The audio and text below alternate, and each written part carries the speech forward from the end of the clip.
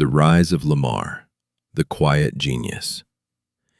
This is the story of Lamar Johnson, a boy everyone thought they understood, until the day they realized they never knew him at all. Lamar grew up on the east side of town, in a neighborhood where people talked loud, moved fast, and judged even faster. But Lamar was quiet. Not shy, quiet. The kind of quiet that made people uncomfortable because they couldn't read him.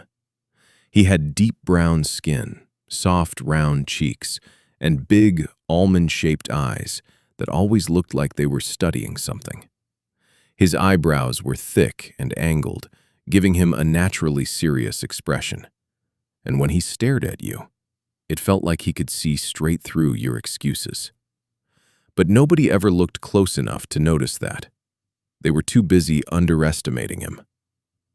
From kindergarten through middle school, Lamar was the kid teachers sighed about. The kid other students mocked. The kid even family members whispered about at Thanksgiving.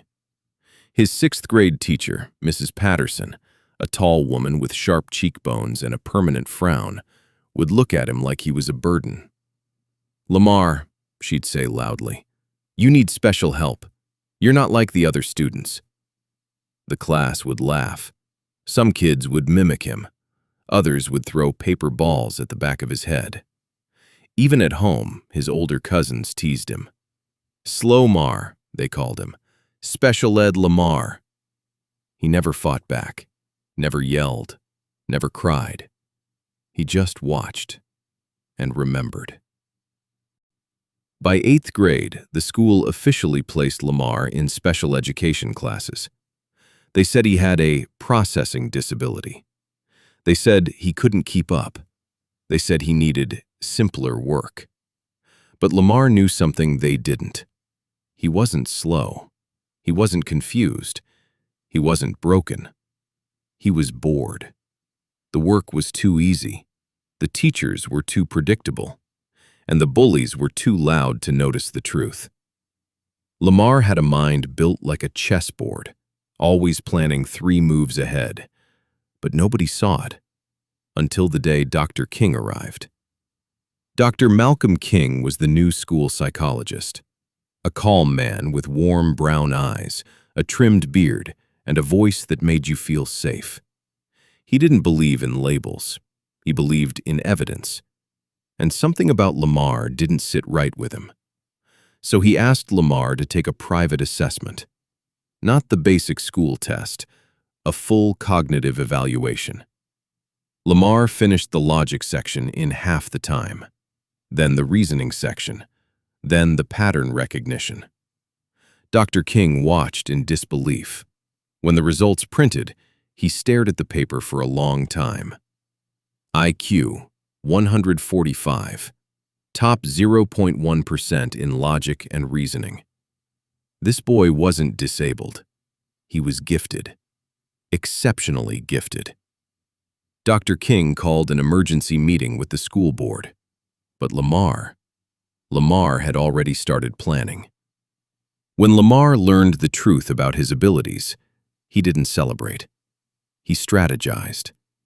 He replayed every insult, every humiliation, every adult who failed him, every student who tormented him. He didn't want violence. He didn't want chaos. He wanted justice. And Lamar understood something most kids his age didn't. The most powerful revenge is using the system against the people who abused it. So he studied. Not math, not science. He studied law. He read about educational rights, discrimination, psychological misdiagnosis, and civil liability. He learned how to file complaints, how to document evidence, how to record statements legally.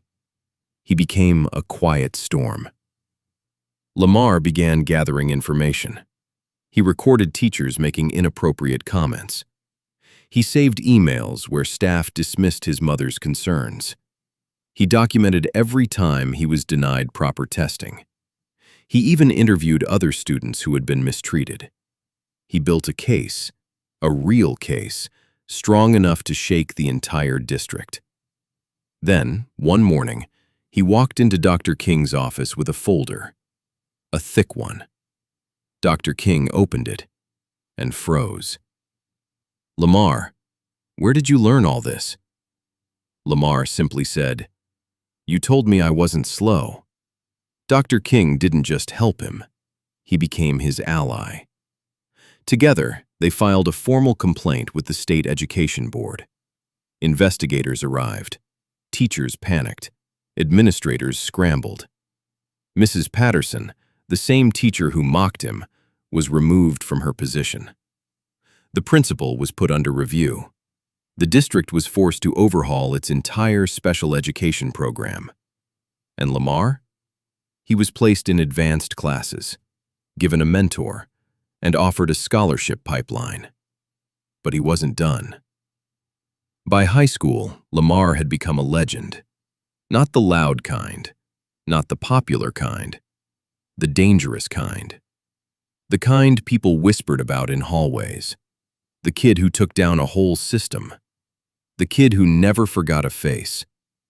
The kid who could outthink anyone in the room. His bullies avoided him. Teachers respected him. And his family, once dismissive, now bragged about him at every gathering. But Lamar didn't care about praise. He cared about purpose. He joined debate. He joined mock trial. He studied case law for fun. He became the student lawyers feared debating. By graduation, Lamar had a full ride to a top law school. He walked across the stage with a calm, confident smile, the same quiet boy, but with a fire behind his eyes. The same eyes that once looked confused, now looked unstoppable. And as he shook the principal's hand, he leaned in and whispered, "Thank you for underestimating me." Because Lamar knew something most people never learn. Being underestimated is the greatest advantage a genius can have. This was the rise of Lamar Johnson, the quiet kid they tried to break, the misdiagnosed boy they tried to hide, the legal mastermind they accidentally created. A reminder that sometimes the most dangerous person in the room is the one you never bothered to understand.